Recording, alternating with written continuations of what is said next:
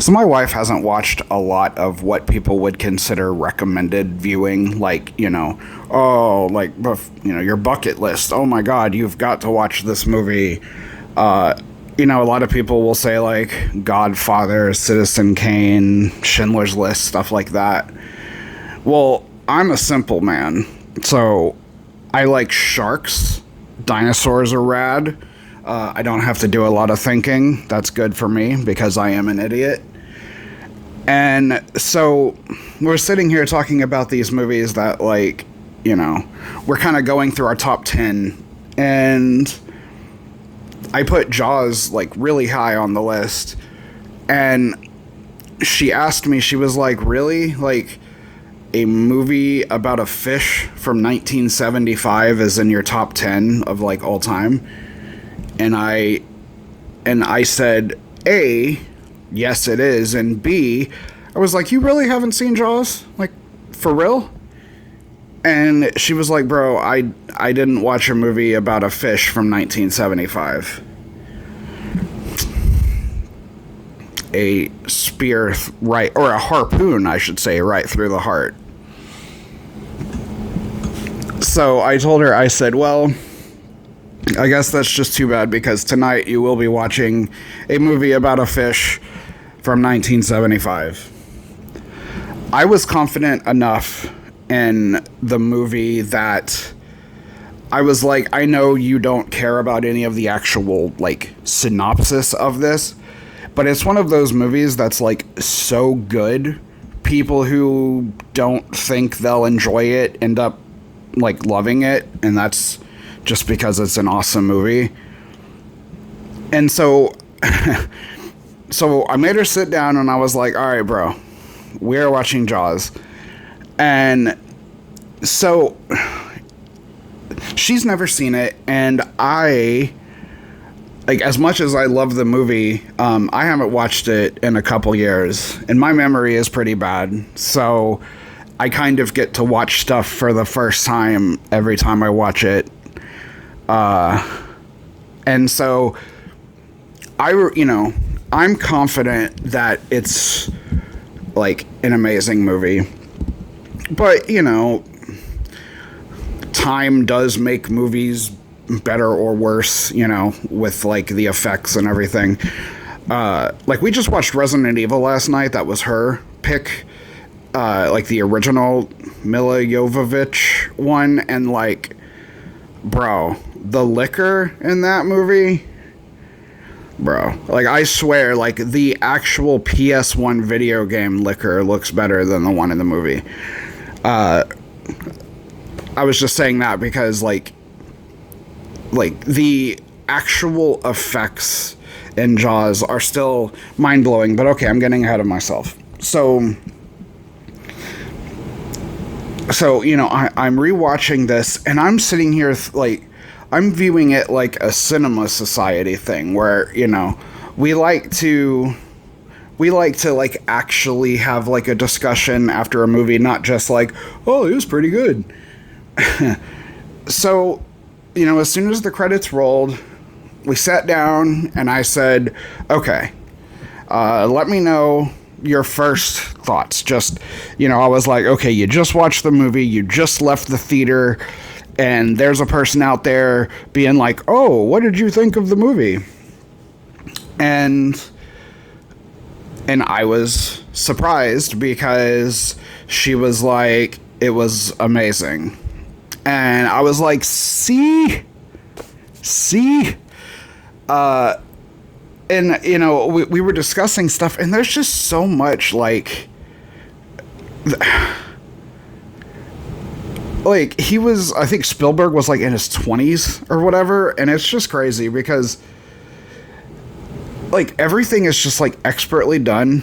Like, I don't really like to watch behind the scenes stuff because, like, I still believe in movie magic, So I've never actually looked up how they handled Bruce the Shark, which is the name they gave Jaws. Fun fact, they gave him that name because Steven Spielberg, his lawyer or something, was named Bruce, and he thought he sucked, so he made the shark's name Bruce. That's fun.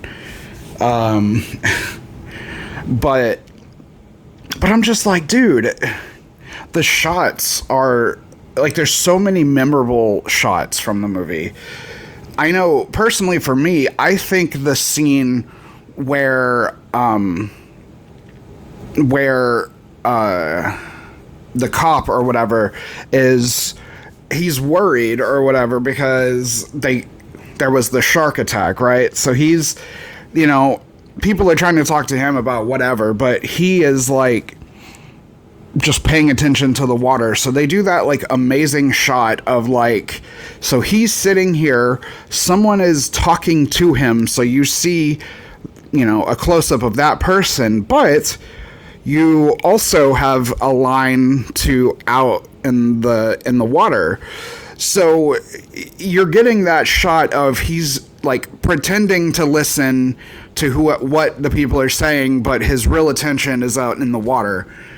And of course that leads to a lot of false alarms, that a person was wearing a cap that was black or something and it kind of resembled a shark. He's realizing that he's just like super paranoid, and he's like, all right, you know what, that's fine, maybe I am just paranoid. And then I did not remember that death being so insanely violent. Like when the movie started, it said PG. And I was sitting here and I'm like, damn, this movie's rated PG? I feel like I remember there's some pretty crazy stuff in this. And yeah, by the way, that PG rating is very interesting because you get like female nudity like in the first like minute. I mean, it's kind of stylized because it's darker, but she's definitely not wearing clothes. And then you get that awesome underwater like POV shot, and she is very definitely not wearing clothes. And so to me, I'm already like, wow, I'm pretty sure that gets you an automatic R rating in today's rating system. And so I was like, oh, okay, maybe it's not so PG. And so, the whole opening starts. I don't really want to make this a spoiler, but then again, this movie's from 1975, so like, it's probably fine. But yeah, man, when I think it's Chief Brody, right? I think that's his name. And finally he sees the kid, being attacked, and holy crap, dude, that was pretty violent. I did not remember that it was, usually in movies with, like, kids, like, kid death is usually, A, not a thing they even do, or B, if it is, it's, like, off camera, because that's, like, a big no-no. So, seeing how, like, insanely violent it was kind of crazy, because I did not even remember that part. And then you get the cast of the three people, Richard Dreyfuss, and I probably should have looked all of this stuff up, but I didn't. So I'm gonna say Richard Dreyfuss, Brody, and Drunken Sailor. Quinn, maybe? But so these three dudes go out on a boat, and like the movie still has about like 30 to 45 minutes left.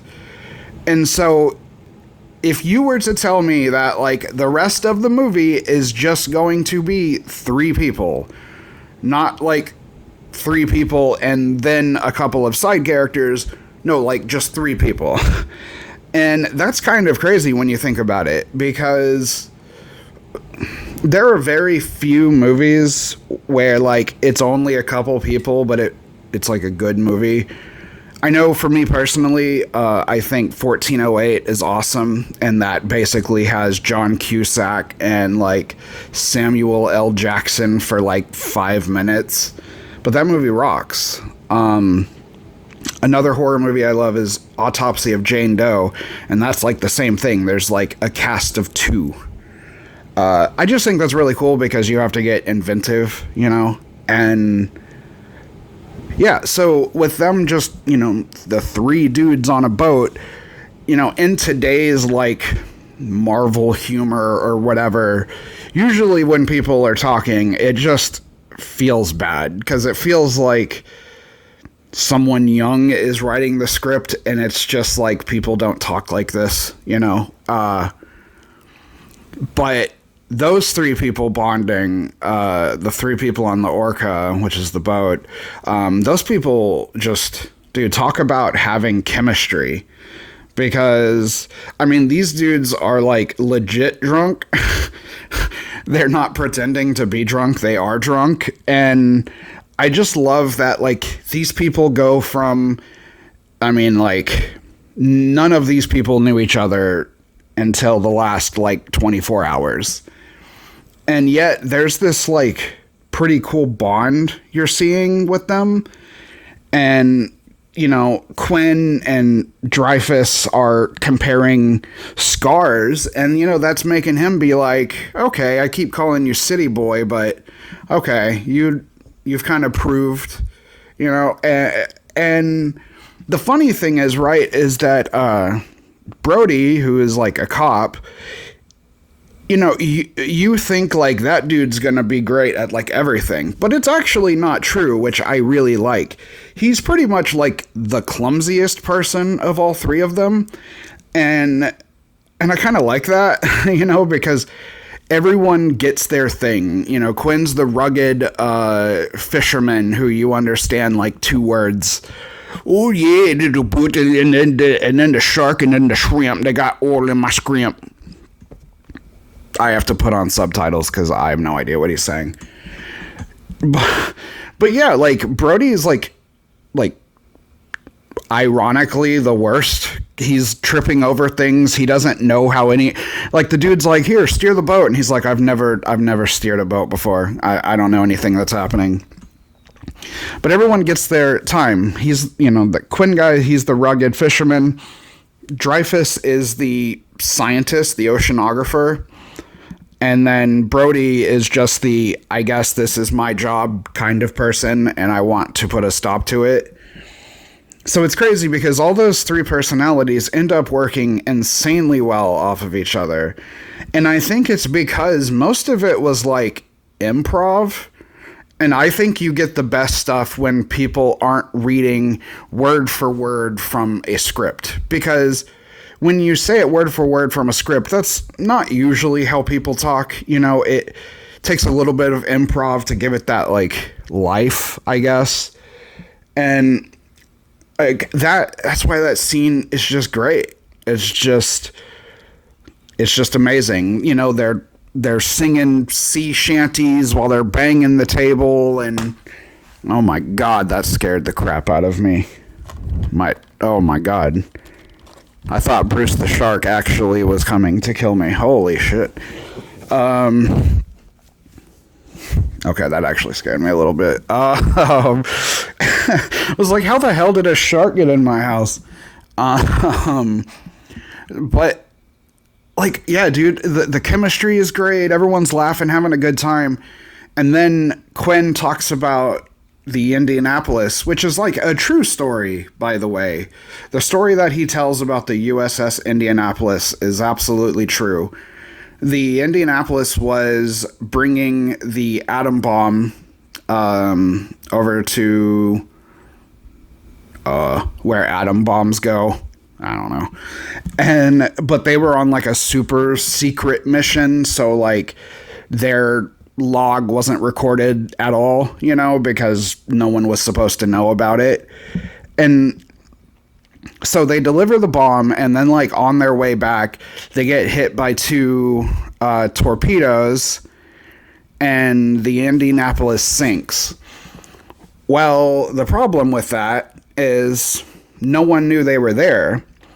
And I mean, you know, people weren't popping out their cell phone and calling 911. You know, this was kind of back in the day. And those people did not end up getting picked up for 5 days.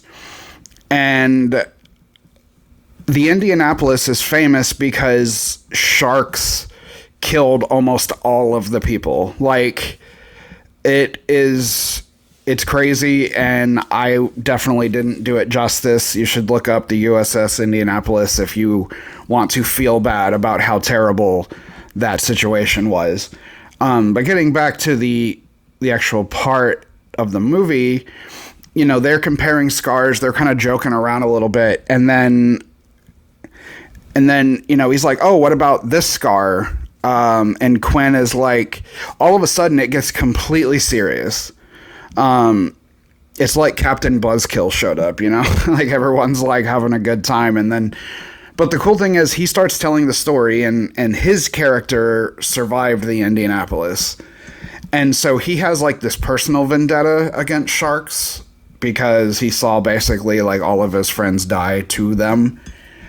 And so I just love it though, because as he's explaining the Indianapolis, there's nothing like funny about it. It's a terrible thing that happened. So the second he starts talking about the Indianapolis, you see like Richard Dreyfuss's character just stop like smiling and everything, and he like took it 100% serious and was like, "Oh, you were on the Indianapolis," and they like respectfully let him tell the story, because nowadays with like Marvel humor, you know, he'd be like, "Oh, I was on the Indianapolis," and then Chris Pratt would go, "Yeah, well, I'm from Michigan and that sucks worse," or some stupid shit, you know, like some stupid quip that you're just like, please stop talking. Ugh. But as this dude is telling the story about the Indianapolis, like no one is interrupting him, and people are taking it like very serious, and I really appreciate that, because I really hate when people like talk over each other. It's just kind of like a pet peeve of mine. So I appreciate that they let him just have the floor, you know. And oh my god, it's 17 minutes. I get sidetracked, so that's why I talked about 80 things. But then, you know, you get to, you know, we're talking, you know, the last 20 minutes of the movie, and just everything is bad. Everything is going bad.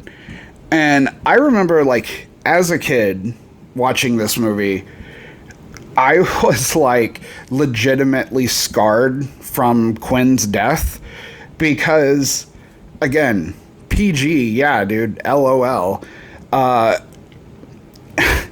You know, this dude is sliding down the boat, and Bruce the shark is right there, and you see him kind of like trying to kick off the shark, but eventually the shark gets him in his mouth, you know, at like about where his stomach is, and it is like the most awful kill ever, because like you've started to like the guy. He started out as just kind of like, I don't know, rugged fisherman, but you know, the more they got drunk, they opened up to each other, and so you actually kind of like end up liking him. You know, the three people have great camaraderie, and so like when he's getting killed, it's freaking awful, dude. Like, he is screaming at the top of his lungs, and like not a movie scream, like a oh god, this is terrifying scream.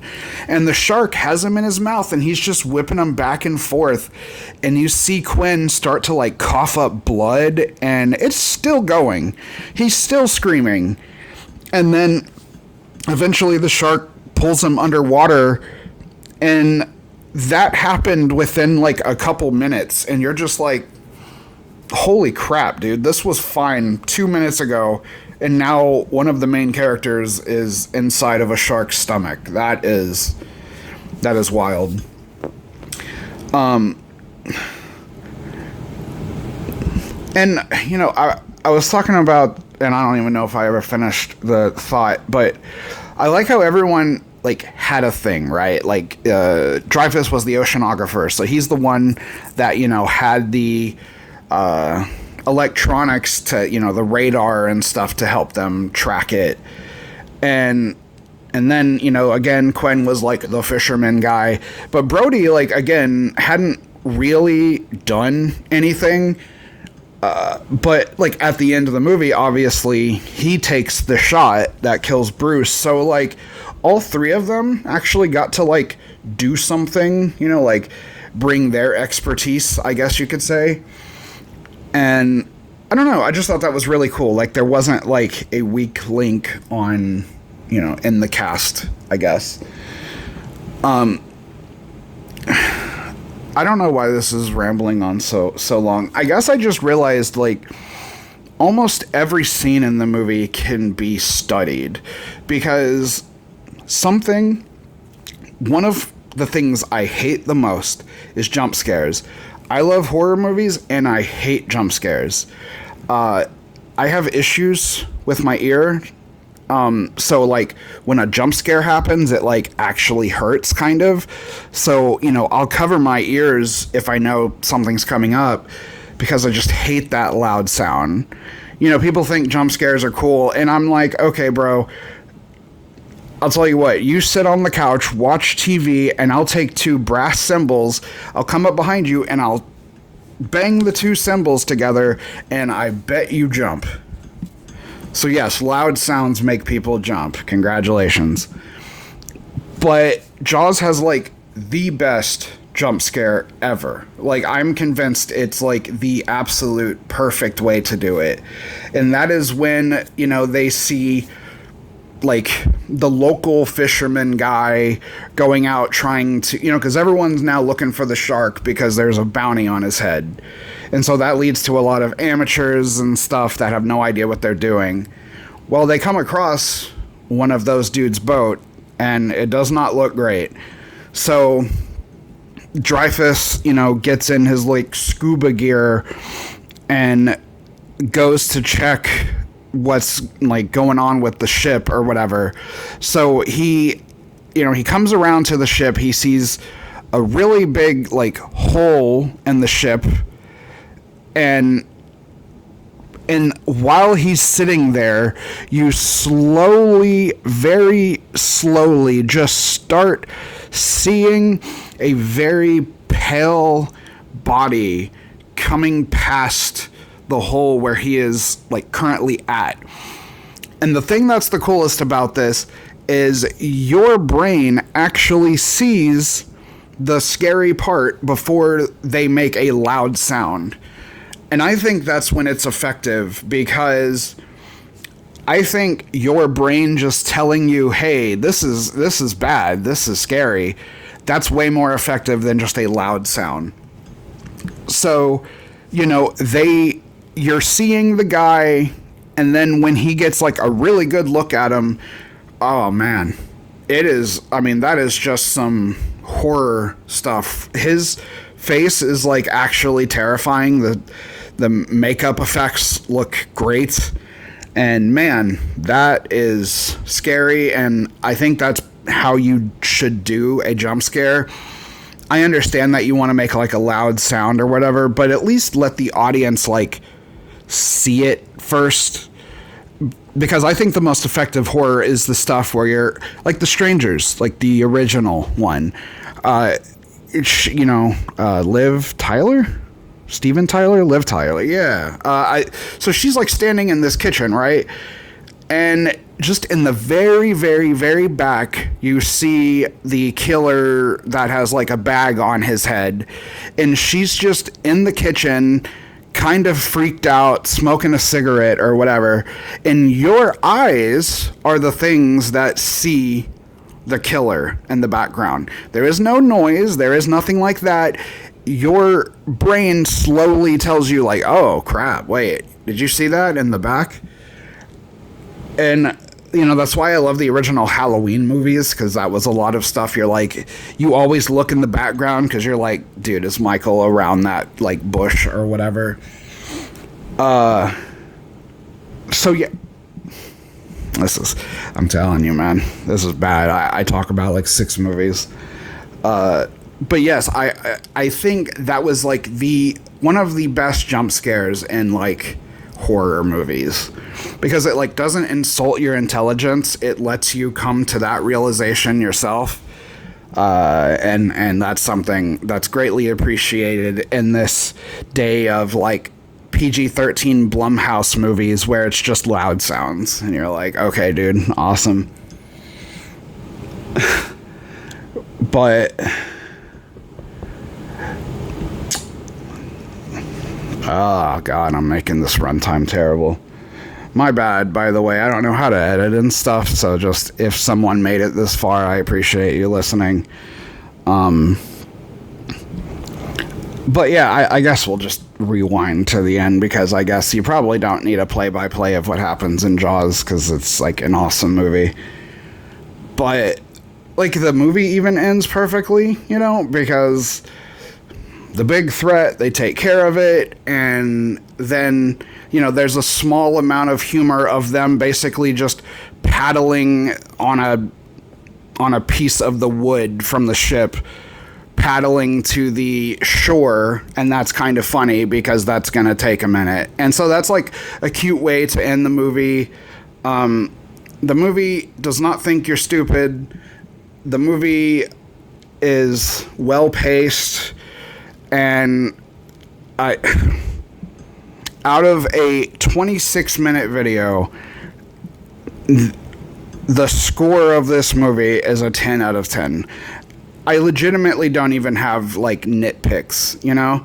It's just from start to finish, it is perfect. There are very few movies I feel that way about. Jaws and then the first Jurassic Park. Those two movies are like legit perfect for me, at least. And so, yeah, you know, I made her watch Jaws, and a person who had zero interest in it loved it. And then for me, a person who has watched it, but it's been a minute, I come away from the movie being like, dang, dude, it is still like a masterclass. And the craziest part is like that crazy jump scare where the guy like was like in the boat and he was dead, the white Pell guy.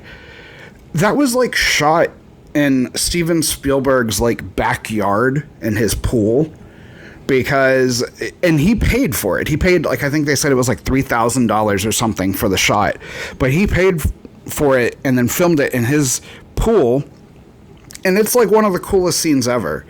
So it just, you know, proves that when you actually have passion, it shows. And so I am going to stop talking. I appreciate your time. I am sorry that there's a lot of rambling. Thank you for hanging out with me. Damn, Jaws is rad. Take anyone, whether they like action, horror, whatever, make them watch Jaws, and they will be like, okay, bro, that movie's pretty rad. Thanks, dudes, and sorry about the long video, but I hope y'all have a good day, and spoiler, Jaws is freaking rad.